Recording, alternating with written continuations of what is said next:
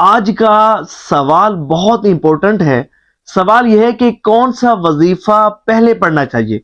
کیا استغفار پہلے کرنا چاہیے اور درود پاک بعد میں پڑھنا چاہیے، یا درود پاک پہلے پڑھنا چاہیے اور استغفار بعد میں کرنا چاہیے؟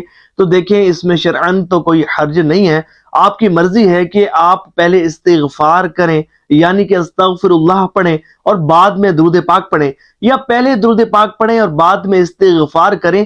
لیکن بہتر طریقہ یہ ہے کہ سب سے پہلے آپ استغفار کریں۔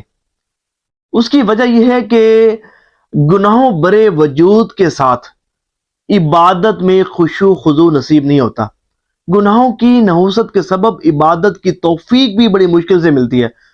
تو اس کا بہتر طریقہ امام غزالی رحمۃ اللہ تعالی علیہ فرماتے ہیں کہ ہر عبادت کو کرنے سے پہلے تم اللہ کریم سے اپنے گناہوں کی مغفرت طلب کرو، اللہ سے اپنے گناہوں کی معافی مانگو، سچے دل سے اللہ کریم سے اپنے گناہوں کی معافی مانگو، پھر تم عبادت کرو۔ تو اس کا فائدہ تمہیں یہ ہوگا کہ اللہ تبارک و تعالی تمہیں عبادت کی لذت عطا فرمائے گا، تمہیں عبادت میں خشوع خضوع نصیب ہوگا۔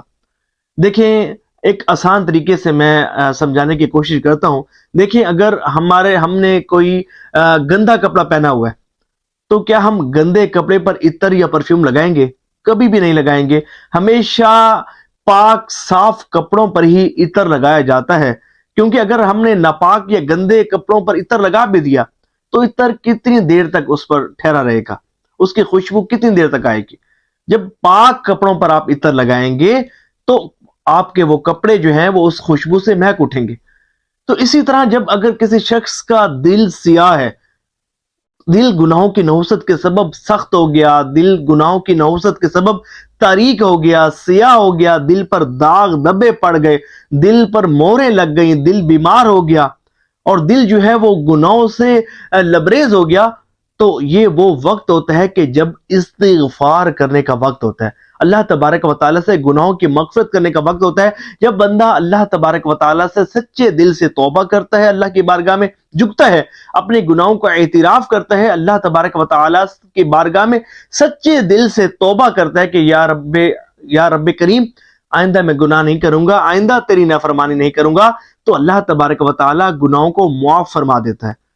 پھر اس کا فائدہ یہ ہوتا ہے کہ جب گناہ معاف ہو جاتے ہیں، بندے کا دل صاف شفاف ہو جاتا ہے، جسم بندے کا گناہوں کے بوجھ جو پہلے بندے پر مسلط تھا، جب وہ بوجھ اتر جاتا ہے تو بندے کا جسم ہلکا ہو جاتا ہے، اور پھر بندہ جو ہے وہ عبادت جب کرتا ہے تو اسے خشوع خضوع بھی نصیب ہوتا ہے، عبادت کی لذت بھی اسے نصیب ہوتی ہے، عبادت کی نورانیت بھی اسے نصیب ہوتی ہے، اور پھر وہ عبادت اس پر آسان ہو جاتی ہے۔ بہتر یہ ہے کہ آپ جو ہے وہ ایک تسبیح استغفار کی، یعنی کہ استغفر اللہ پڑھیں، اور پھر اس کے بعد درود پاک پڑھیں۔ اور استغفار ایسا نہ ہو جھوٹ موٹ کا استغفار کہ آپ ادھر استغفار بھی کر رہے ہیں، یا اللہ مجھے معاف فرما، یا اللہ میرے گناہ معاف فرما، اور ادھر ساتھ جو ہے وہ گناہ بھی چل رہے ہیں، فلم ڈرامے بھی دیکھے جا رہے ہیں، اور سارے گناہ صغیرہ کبیرہ گناہ آپ سے سرزد ہو رہے ہیں۔ ایسا نہیں ہونا چاہیے، بلکہ استغفار کا مطلب اللہ میرے گناہ معاف فرما، بس یعنی کہ میں نے اب توبہ کی، آئندہ میں گناہ نہیں کروں گا۔ تو گناہوں سے سچی پکی توبہ ہی استغفار ہے، ٹھیک ہے؟ اللہ تبارک و تعالی ہمیں درست طریقے سے استغفار کرنے کی توفیق عطا فرمائے۔ ثواب کی نیت سے اس ویڈیو کو شیئر ضرور کیجیے گا، جتنے بھی عاشقان رسول سنیں گے، عمل کریں گے، آپ کو بھی اس کا ثواب ملتا رہے گا۔